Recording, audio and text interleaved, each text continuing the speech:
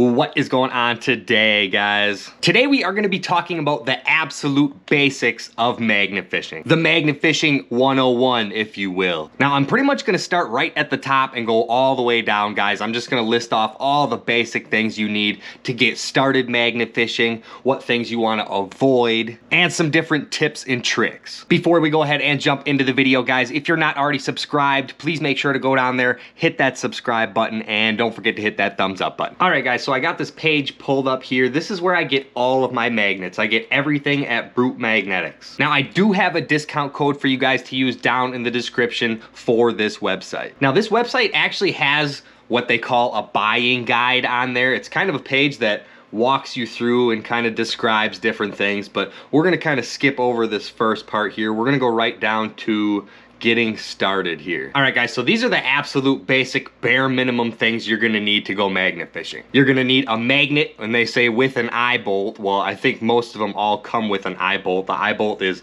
this thing right here, the little ring on top of the magnet. And then you need thread locker, which is actually this little bottle right here. I've never had it happen to me yet, guys, because I always put this on and wait 24 hours before I go magnet fishing. But I've heard a lot of people and I've read a lot of comments where people forget to put this on and you throw your magnet once or twice and it comes unscrewed. So absolutely never forget to put this on your magnet before you go. That's like rule number one. There's directions right on here, so it's not that hard. You don't have to look up a video on how to do it. Now you're also gonna need a rope, and you're gonna need some gloves. I always recommend gloves because there's so many different nails and needles and pokey stuff. You're gonna want gloves. Now, another thing that they didn't mention that I recommend, guys, is I would get a claw. It's not necessary, or it's called a grappling hook anyways. It's not 100% necessary, but you find so much extra stuff with it. Also, to add on to that, another good thing to have and almost is a must-have,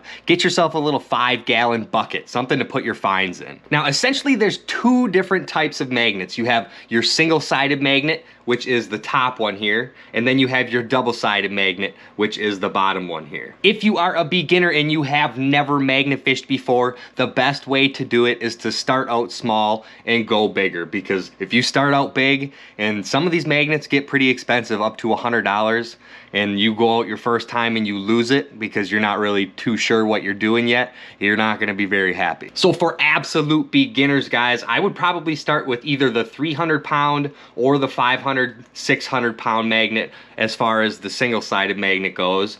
And then for the double-sided, I would try the 550 or the 800-pound. Now they do sell starter kits on here that come with the magnet, the rope, and everything included. So it makes it pretty easy. Now I see a lot of people talking about the way they tie their knots to their magnets. I don't actually tie a knot to my magnet. I use a carabiner. But if you don't have a carabiner or you don't want to use one and you would rather just tie your rope to your magnet, these are some different ways that you can tie it up.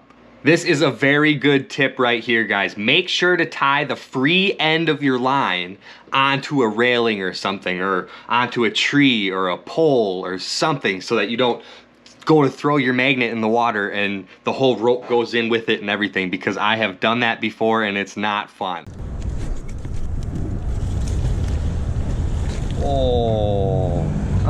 Yeah, not cool, guys. I don't know if you just realized what happened, but my rope that I had tied on here for my magnet just came loose, and I literally just tossed my whole magnet with the rope in the water. Oh my gosh. Yeah, not cool, dude. Oh, I better be able to get this back.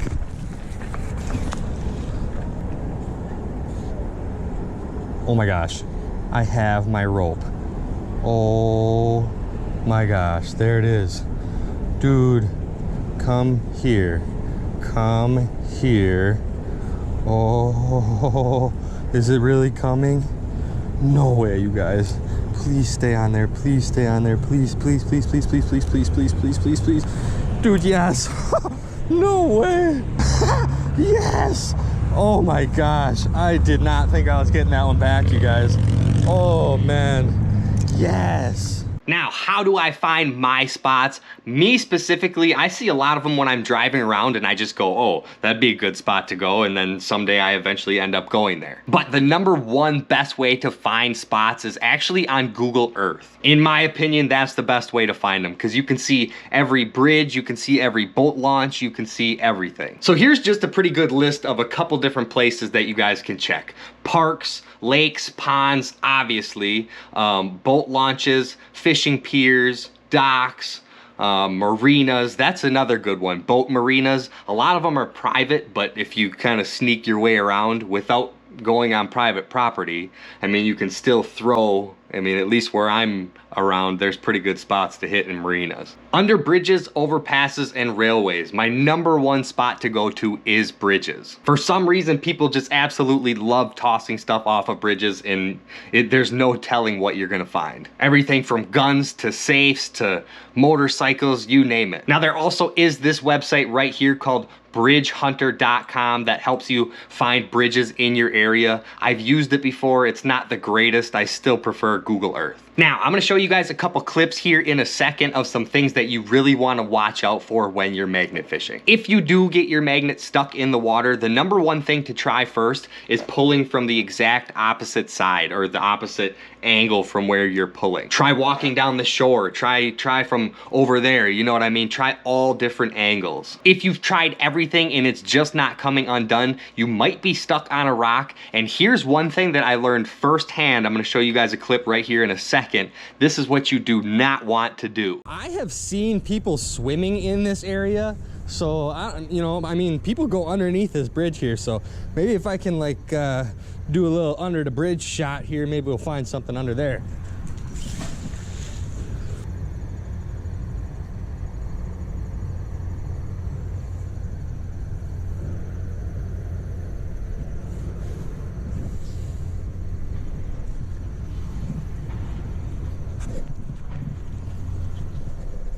Oh no, what is going on here, man? What is going on here? Don't you dare. Did I really get my magnet stuck on something? Like what? What am I stuck on? You wanna know what? No, I'm not giving up that easy. We are heading to the hardware store right now, and I'm gonna buy a come along, and I'm gonna see if I can go back and get that magnet out, because that's, like I said, that's my second magnet I've lost in like a month, and that does not make me happy. So we're gonna go get this come along, guys, and I'm gonna see if I can't get that magnet out. I'm getting sick of losing my magnet, guys, so I went to the store. I just picked us up a come along here. So basically what I do, I hook one end to the magnet or to the rope, and then I hook the other end onto something, and I just crank it, and hopefully, if we're lucky, we should be able to get our magnet back here. At least that's the goal. All right, I got this big old chain here that I actually found while I was magnet fishing, guys, ironically enough here. So I've never really done this before, so I don't really know how to do this. I'm just gonna kind of take this chain and like wrap it around this tree here, and then hook the come along to this and see what happens. All right, so I got this thing like pretty tight on there already. I have never used one of these things before, so I don't know, man. I'm just cranking on it. I don't, hopefully it doesn't come flying. I don't know. I've never done this before.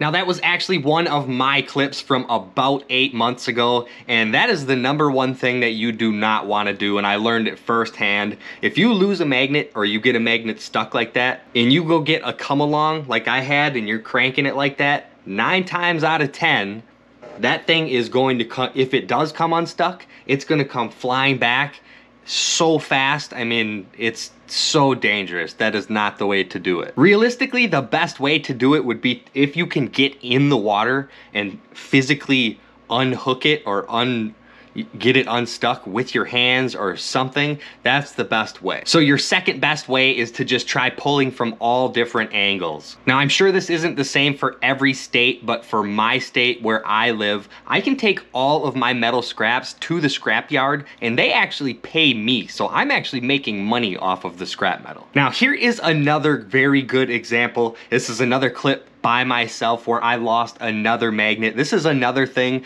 to watch out for, and it's good that I'm learning these things firsthand so I can show you guys what to look out for.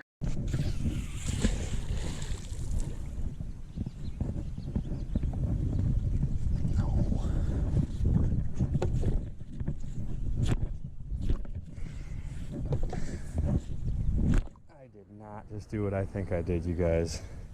Yeah, I just got this stuck to like the wall down there, the wall, and it's like full metal. Oh no, you guys, no, not my 2,600 pound double-sided magnet. Are you kidding me? There's no way, unless I like jump in the water and try and pull from that way, but dude, I don't want to get in the water. Oh my God, if I have to jump in for this, dude, there's no way I'm gonna get that off. There's no freaking way. No, dude, there's no way. Look at this, you guys can't even see it, but yeah, that's all metal. Are you kidding me? Come here. Oh, dude, no, there's no way. Can't do it. Oh, there's no way, you guys. Oh, no. Yep, look at this, you guys. You see this little metal plate? That is exactly what I'm stuck on, and I don't know. I can't even pull it up. I don't think I'm gonna get this one back, guys. Oh, you gotta kid me. Yep, I don't think so. Not a chance. Now, in this particular situation, I did end up losing my magnet, but actually a viewer, seeing the video, he went out there and he managed to hook it up to his truck and he got it unstuck and he actually gave it back to me. So that was pretty cool. So there is times in certain situations like this one where you can attach your truck to it or do something to get it unstuck, but it doesn't mean that it's that safe, because when that thing comes unstuck, the power of those things, guys, I'm telling you, that thing is going flying. Now, don't get me wrong, there is tons of different things that you can do to try and get your magnet unstuck in that situation, but it happens. Sometimes you're going to lose a magnet. It's almost inevitable. You pretty much can't avoid it. So that is gonna wrap it up for this video. If you guys have any questions at all, I know I might have left out or forgot a couple things. If you have any questions, just make sure to go down there, drop it in the comments. I do read almost all of the comments, guys. So I'm gonna go ahead and get out of here, guys. If you enjoyed this video, please make sure to hit that thumbs up button for me, and don't forget to subscribe. Make sure to stay tuned, and I will catch you on the next one.